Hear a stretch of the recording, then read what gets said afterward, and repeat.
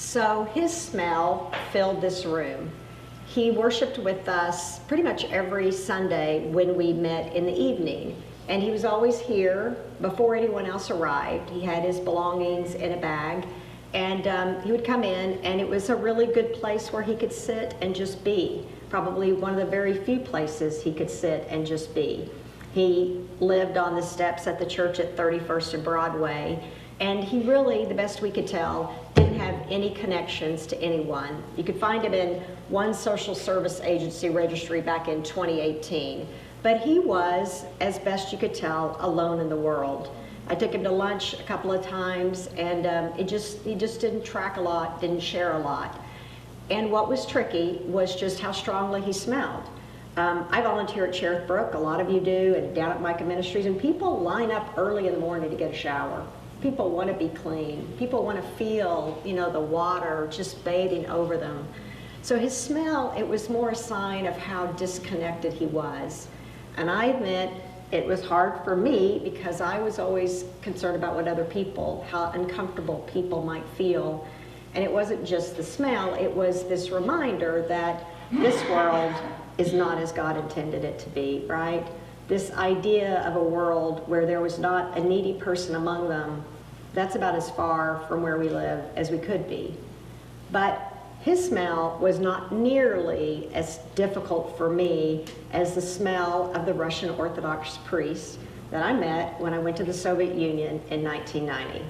I was a part of a delegation, a dozen of us from the United States, hosted by the Russian Orthodox Church, and I was there as kind of a token woman. There was one other, a young friend of mine who was a theology professor. The Russian Orthodox Church, completely patriarchal, male-dominated system that has had no modernizing influence like Vatican II or democracy or the West. And it was a really rough time. It was exactly 1 year before the Soviet Union fell and came apart. And there were bread lines everywhere. People were hungry. It was a difficult time, but not in the church. I mean, the feasting, it was just so reprehensible. It was just so much food. And there was just this complete oblivious. I mean, it's a very dualistic religion. And, I know this is being a broad brushstroke here, and I'm not appreciating it much, but really kind of an oblivion to the body, really kind of an anti-body. Men represent the spiritual, they represent the purity, women represent the physical and the flesh and evil and everything impure. And I mean, we might as well have been houseplants. They just never looked at us. And they also didn't bathe. So here's all these guys in these really heavy wool robes who don't bathe. And then to add on to it, it was like the incense. Like everywhere you went, they get that incense ball out. Just kind of, and it was overwhelming to me, the whole thing. And I don't know if you've noticed, but it's not just the problem of theology, it's how that kind of seeps into people's culture. You've probably seen that the patriarch of the Russian Orthodox Church is completely supportive of Putin. He's completely supportive of the invasion of Ukraine, defending the war crimes, the genocide, all of that against the corrupting influence of the West, and he has specifically named gay pride parades. Okay, really? You can commit genocide and war crimes because gay people might be coming to your country who are there? Like, just don't go to the parade, okay? Another idea. But that smell, I mean, for me, that smell, if injustice had a smell, and oppression had a smell, and distance and disconnection, and what happens to the earth and to us when we destroy one another and destroy one another's bodies. So in the lesson today, you get the core of the Christian message, and it could not be further from that, because it is a passage that richly affirms the beauty and dignity of the body, that we are created in God's image, right? And we are called to cherish one another and cherish this planet. And in that passage, Lazarus is hosting a dinner. Jesus is there. His sister Martha has served, and now Mary is serving too in a different way. She's taken this pound of costly perfume. We're told later it's worth as much as a year's salary. And she has anointed Jesus' feet and then massaged his feet with her hair. Now, there's a lot going on here. There's certainly the scent of death in this passage because it comes right between the raising of Lazarus, right? So his death, and it comes right before we really move towards Jesus' death. You know, and Jesus even says this ointment is going to be used. She bought it to anoint my body for burial, right? When I hear this passage, I think of all the people and the tender care they have offered to someone they loved who was dying. I think of Ellie. I remember caring for her father, and then shortly after, her mother. I think of Mark, who took years off from work to care for his father. I think of all of you who've cared for a spouse. I think of all of you caring for your daughters. I think of all of you caring for your mother. And I think about the work. I mean, just the hundreds and hundreds of actions every day, right, that go into touching someone's body. And the smell for me is a different smell. I kind of smell the hand cream that my grandmother loved, right? Or the greasy hamburger that the brother wanted you to smuggle into the hospital, right? It's just that, or the smell of flowers that a person loved, or the candle, or the fresh baked loaf of bread, you know, just offered to someone. This beautiful sense.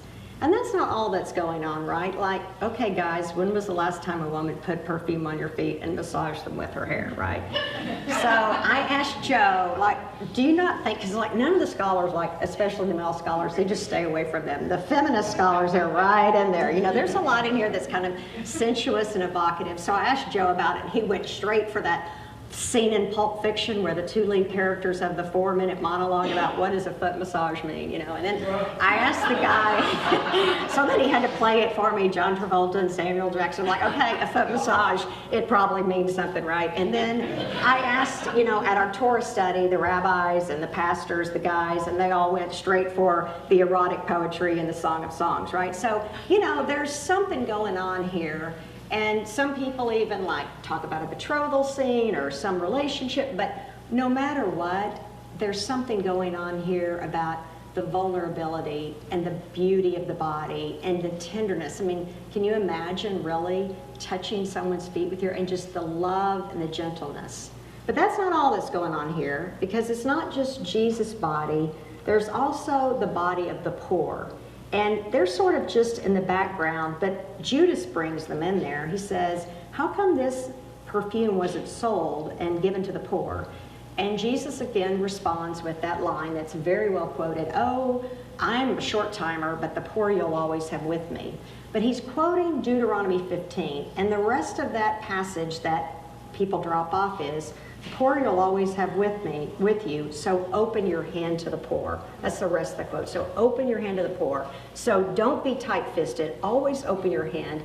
But in a bigger context, it comes in Deuteronomy 15, and that whole passage is about the sabbatical year. So if you remember, this is a Bernie Sanders passage, and it's like every 7th year, what happens? All the debts are forgiven. Payday loan? Forget that. Student loan? Forget it. The car you were ripped off, that loan's gone. So it's a way of saying every 7 years, we reset everything. And then there's a line in there so that there will be no one in need. Okay, so that's the backdrop here. The backdrop here is not just Jesus' body. It's the body of the poor. It's the body of every single person is valued and dignified, right? Everyone who shows up is a child of God. Well, if I know somebody who lives this out, and I know many of you, one of them is Jody Garbison. She's here over here. She didn't want me to say anything, but she and her husband, you know, co-founded Cherith Brook, which is a place down here where a lot of us volunteer, and people volunteer at Micah down the street. It's a wonderful, sacred space where people can come and they can have a shower and friendship and something to eat and get something from the clothing closet. And I've never seen Jody take her thick hair and massage someone's feet.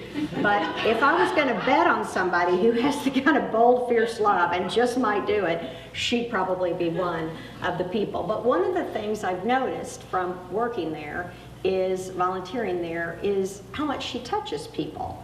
Like the other day, I'm out there and I'm, you know, standing between the fire pit and the smell of that, where people are warming their hands, and hot coffee where people are getting a little bit of nourishment. And I got the clipboard and I'm asking somebody what they need from the clothing closet. I'm trying to get the details down, you know, long sleeve, short sleeve shirt, something warm. And she comes up and she touches them and she goes, hey, sweet thing. I mean, she always does that, like, hey, you know, puts her arm, and I notice it all the time because she's touching people. And I'm not. And I just noticed the beautiful way, the disarming way, the way she touches people as if, they're, her dearest friend who's just shown up. And I notice it because it's also shown me how much less I touch people than I used to. I really don't touch people nearly as much. I'm a hugger by nature. And especially when I was a young pastor, I think I hugged people. And then at some point, it's been 40 years, 1983 when I started, I realized we're not supposed to hug people. I remember one of the moments when I knew we're not supposed to hug people because I hugged this young associate pastor, this guy.